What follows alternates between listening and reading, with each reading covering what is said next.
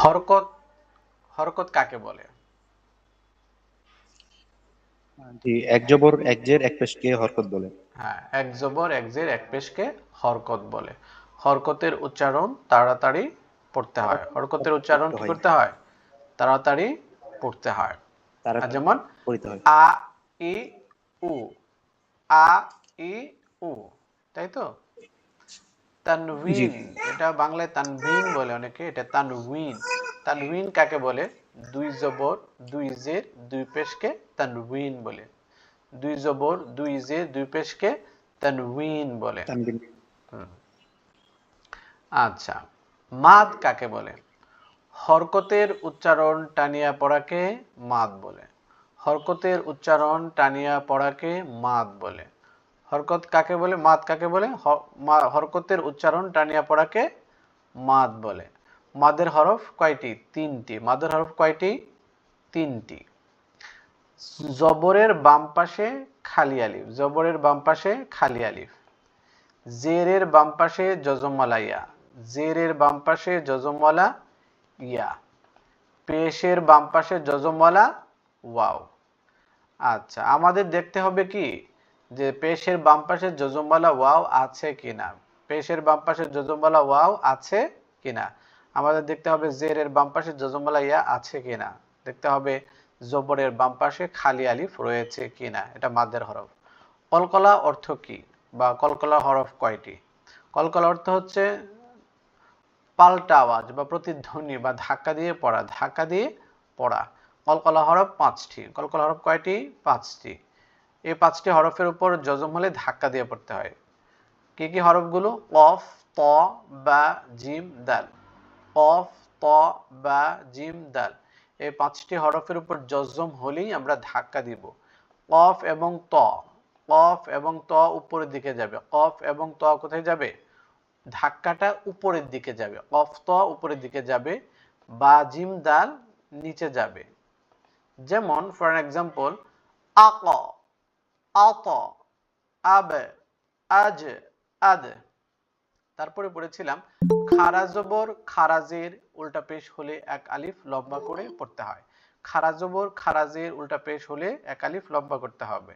খারা জবর খারাজের উল্টো পেশ হলে এক আলিফ লম্বা করে পড়তে হয়। নুন ৬ নম্বর গ্রামারে আছে আমরা। নুন এবং মিমে তাসদিদ হলে গুন্নাহ করতে হয়। গুন্নাহটা মানে কি? অনেকে গুনাহ বলে না, গুন্নাহ। গুন্নাহ মানে হচ্ছে নাকে আওয়াজ বাজানো। নাকে আওয়াজ বাজানো। গুন্নাহ মানে নাকে আওয়াজ করা। নুন এবং মিমের উপর তাসদিদ হলে আমরা গুন্নাহ করব। অন্যদিকে আমরা কোথাও তাকাবো না। নুন এবং মিমে তাসদিদ হলে আমরা গুন্নাহ করে পড়ব। তাসদিদ কাকে বলে?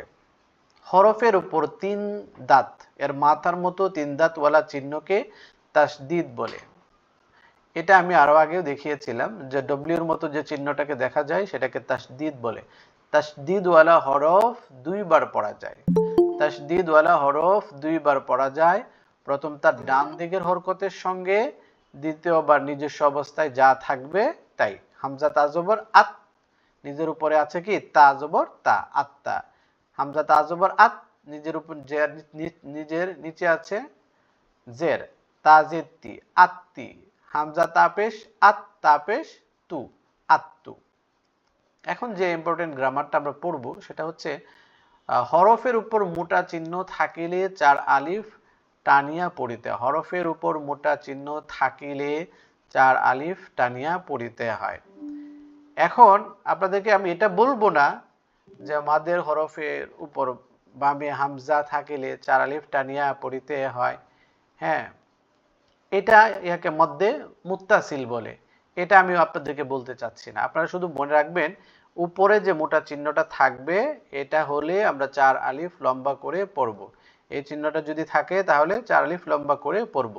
চার আলিফ লম্বার পরিমাণ হচ্ছে ৮টা বা। ৮টা বা উচ্চারণ করতে যতটুকুন সময় লাগবে আমাদের, ঠিক ততটুকুন সময়ে আমরা চার আলিফ পরিমাণ লম্বা করব। আর একটা জিনিস ট্রিক্সটা মনে রাখবেন, চার আলিফের লম্বা করার সময় বামে একটা হামজা থাকবে। এটা কম্পালসারি ধরে নিতে পারেন, থাকে। ওয়ালাইকুম সালাম ওয়া রাহমাতুল্লাহ। যুক্ত থাকুন, আর কথা বলছি না। তো 8টা বা উচ্চারণ করতে কেমন সময় লাগে, যেমন জা,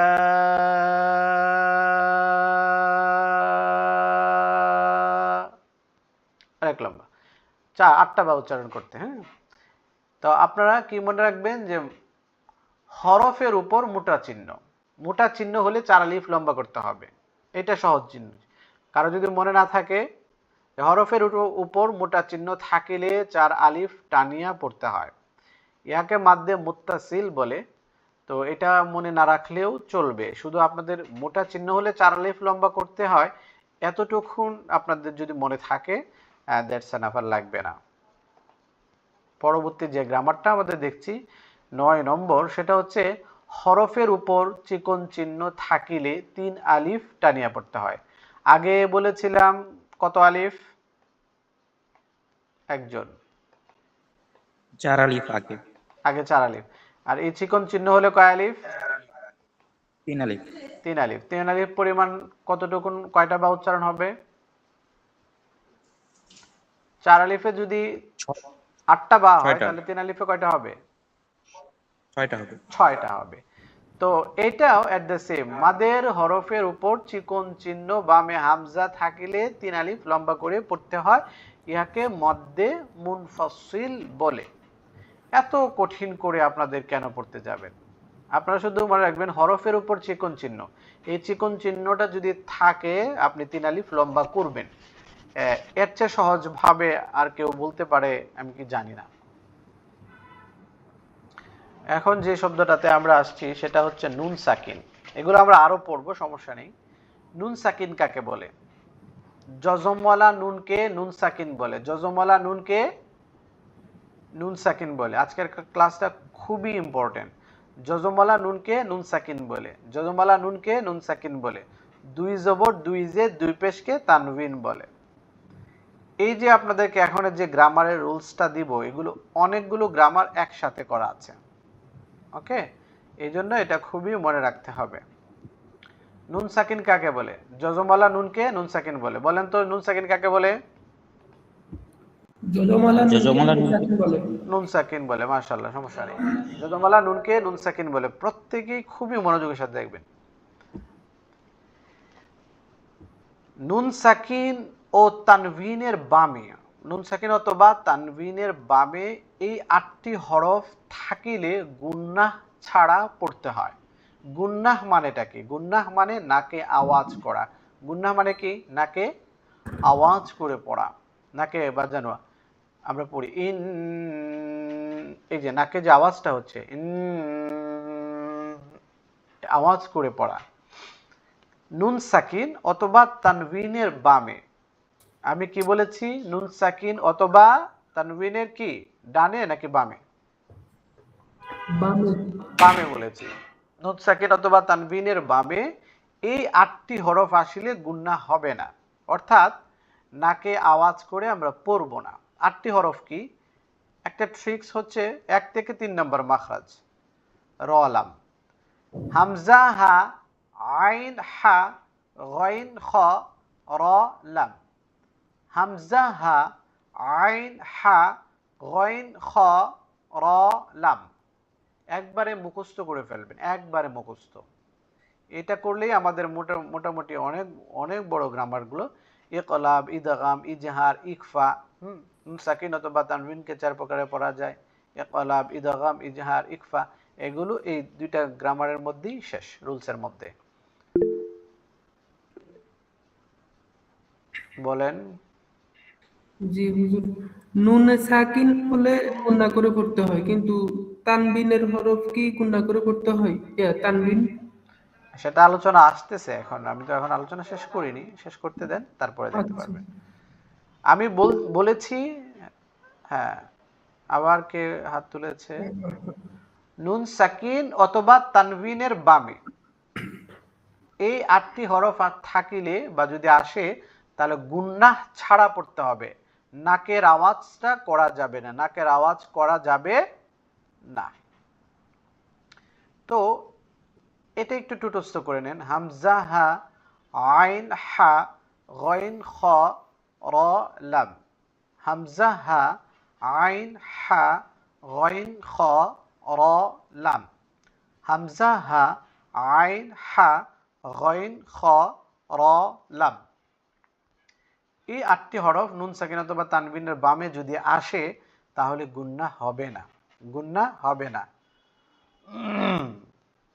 আচ্ছা, এই যে নুন সাকিন, এটা তো নিশ্চয়ই নুন সাকিন, তাই না? একজন জি নুন সাকিন অথবা তানবিনের বামে বলেছি, কিন্তু তানবিনের বামে এই 8টি হরফ আসলে গুন্নাহ করা যাবে না। এই 8টি হরফ আসলে গুন্নাহ করা যাবে না। না নুন সাকিনের বামে কি আছে? হামজা আছে? না। হামজা নাই? ও আচ্ছা, আছে আছে, হ্যাঁ হামজা আছে। নুন সাকিনের বামে হামজা আছে? জি আছে। গুন্নাহ করব নাকি করব না? করব না। করব না। তানবিনের বামে কি হা আছে? আছে। গুন্নাহ করব কি করব না? করব না। করব না। আমি যদি এই তানবিনের হায়ের মধ্যে যদি আইন দিয়ে দিই তাহলে কি গুন্নাহ করব? তাও করব না। গাইন দিলে? তাও করব না। র দিলে? করব না। লাম দিলে? করব না। হা দিলে? করব না। করব না। তো এট দ্য সেম, এই নুন সাকিনের পরেও যদি আমি এই 8টি হরফ বসিয়ে দিই বা এগুলো আসে একটা একটা করে, তারপরেও আমাদের মানে গুনাহ করা যাবে না। স্পষ্ট করে পড়তে হবে, স্পষ্ট করে পড়তে হবে। এটা মিন আজালি, মিন মিন আর মিন নাকে যাবে না, মিন আজালি। আলিমুন হাকিম, আলিমুন হাকিম, আলিমুন হাকিম। মুং হবে না। আর গুন্না হচ্ছে অনুস্বারের মতো আওয়াজ হয়। গুন্না মানে কি? অনুস্বারের মতো আওয়াজ করে পড়তে হয়, এটা নাকে যায়। আচ্ছা, বাকি 20টি হরফ থাকলে গুন্নাহ করে পড়তে হয়। বাকি 20টি হরফ থাকলে কি করতে হয়? গুন্নাহ গুনাহ করে করে পড়তে পড়িতে হয়। হয়। আচ্ছা, কিসের বামে থাকবে? আমি যদি নুন সাকিনের বামে বা দেই তাহলে কি গুন্নাহ হবে? হবে। আচ্ছা, আমি যদি এই নুন সাকিনের বামে ফা দিই গুন্নাহ হবে? হবে। জিম দিলে? হবে। এখানে যে হরফগুলো আছে সবগুলো দিলেও গুন্নাহ হয়ে যাবে। শুধু 8টি হরফ আপনি মনে রাখবেন। সহজ টেকনিক হলো 1 থেকে 3 নাম্বার মাখরাজ, এই যে হামজা হা আইন হা গইন খ, আর শুধু মনে রাখবেন র লাম। এই যে 8টি হরফ, এই 8টি হরফ নুন সাকিন অথবা তানবিনের বামে আসলে গুনাহ হবে না, আর বাকি হরফগুলো আসলে গুনাহ হয়ে যাবে। গুনাহ কি হয়ে যাবে? হয়ে যাবে। আচ্ছা, যদি না বুঝতে পারেন কোনো সমস্যা নেই, বুঝতে পারবেন। আল্লাহ শব্দের ডানে জবর অথবা পেশ হলে আল্লাহ শব্দটি মোটা করিয়া পড়িতে হয়। আল্লাহ শব্দের ডানে জবর অথবা পেশ হলে আল্লাহ শব্দটি মোটা করিয়া পড়িতে হয়। জের হলে পাতলা করিয়া পড়িতে হয়। জের হলে কি করতে হয়? পাতলা করে পড়তে হয়। জের হলে পাতলা করে পড়তে হয়। জের হলে কি করতে হয়? পাতলা করে পড়তে হয়। হ্যাঁ, জের হলে পাতলা করে পড়তে হয়, এটা মনে রাখতে হবে। তা আল্লাহ, এই যে আল্লাহ শব্দটার ডানে, ডানে কি আছে? আল্লাহ শব্দটার ডানে কি আছে? জবর আছে? জি আছে। আল্লাহ শব্দের ডানে জবর আছে? আছে। তাহলে আল্লাহ শব্দটা মোটা হবে। আল্লাহ কি হবে? আল্লাহ। আল্লাহ। আল্লাহ শব্দের ডানে পেশ আছে? আছে। তাহলে এটা কি হবে? রাসূলুল্লাহ। কি হবে? রাসূলুল্লাহ। কি হবে এটা? রাসূলুল্লাহ। মোটা হয়ে যাবে। আচ্ছা, আল্লাহ শব্দের ডানে জের আছে কি নাই? আছে। তাহলে কি মোটা করবেন নাকি পাতলা করবেন? পাতলা। বিসমিল্লাহি। বিসমিল্লাহি। কেউ কি বলতে শুনেছেন বিসমিল্লাহি? এমন কেউ কি বলে? না। বিসমিল্লাহ। আল্লাহ শব্দটা ইল্লা বিল্লাহ কুমিল্লা এগুলো সব পাতলা হয়ে যাবে। ওকে, আল্লাহ শব্দের ডানে কি আছে? জের আছে, তাহলে কি হবে? পাতলা হবে। আলহামদুলিল্লাহি, লিল্লাহ কেউ বলেন আলহামদুলিল্লাহি রাব্বিল আলামিন। এগুলো আপনাদের গ্রামারগুলো, শর্ট গ্রামারগুলো আপনাদেরকে পড়াচ্ছি যারা মাদ্রাসায় বা ভালো লেভেলের পড়াশোনা করতে চান তাদের জন্য ডিপ আলোচনা যে আমার সহজ কোরআন শিক্ষা বইটা আছে ওইখান থেকে আপনারা নিতে পারবেন। কিন্তু যারা একদমই এর চেয়ে ভালো কিছু করতে পারেন না বা এখান থেকে করে আপনাদের কোরআন তেলাওয়াতটাকে বিশুদ্ধ করতে পারেন। আচ্ছা, র এর উপর জবর অথবা পেশ হলে রটা মোটা হয়ে যাবে। র এর উপরে জবর অথবা পেশ হলে কি হয়ে যাবে? রটা মোটা হয়ে যাবে। র এর অনেক আলোচনা আছে, শুধু এতটুকু মনে রাখলেই হবে। র এর উপরে জবর হলে অথবা পেশ হলে রটা মোটা হবে, জের হলে পাতলা হবে। জের হলে কি হবে?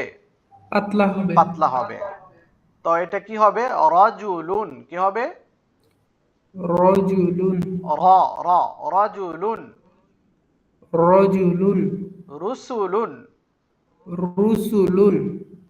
র এর নিচে জের আছে, নিচে কি আছে? জের আছে, তাহলে কি হবে? পাতলা হয়ে যাবে। রিজা রি রি রি পাতলা হবে। রিজালুন কি হবে? রিজালুন। রিহলাতুন রিহলাতুন রিহলাতুন। রিহলাতু। হ্যাঁ, এই পর্যন্ত আমি কাউকে বলছি না যে আপনারা এই পর্যন্ত মনে রাখেন বা অনেকের মনে নাও থাকতে পারে, কোনো প্রবলেম নেই। এটা হচ্ছে গ্রামারের আপনাদের প্রায় মূল আলোচনা করা হয়ে গেছে। এখন ওয়াকফের কিছু চিহ্ন বাকি আছে, এগুলো আলোচনা অন্য একটা ক্লাসে করব। এতটুকুন গ্রামার আপনারা যদি মনে রাখতে পারেন, কোরআনের 99% অথবা 90% আপনাদের তেলাওয়াত করতে কোনো অসুবিধা হবে না। এটা আমাদের গবেষণার করা। এর চেয়ে বেশি গ্রামারগুলো লাগে না, আর যেগুলো লাগে সেগুলো আপনাদেরকে আলোচনা করে দিলে আপনারা ভালো বুঝতে পারবেন ইনশাআল্লাহ।